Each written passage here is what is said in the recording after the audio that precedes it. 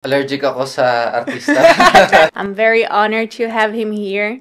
He's not just a great friend of mine, but an amazing, outstanding actor, model, and public servant.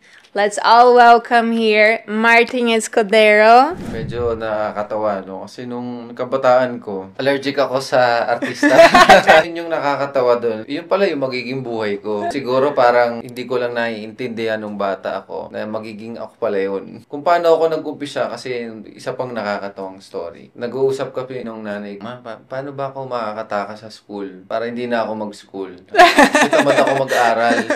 Sabi, anak, mag-artista ka. Para yayaman ka agad, di mo na kailangan mag-aaral. As talaga, ma, sabi ko, sige. Doon nag-start na naging interested akong maging artista. Kasi nga daw, yayaman agad ako. Pero kailangan marunong din, di ba? Hindi lang naman dahil interested ka mag-artista, magiging artista ka na kasi importante sa artista yung may IQ. Kailangan mo rin ng bright mind, syempre, at malawak na pangunawa. Hindi madali, no? Hindi madali.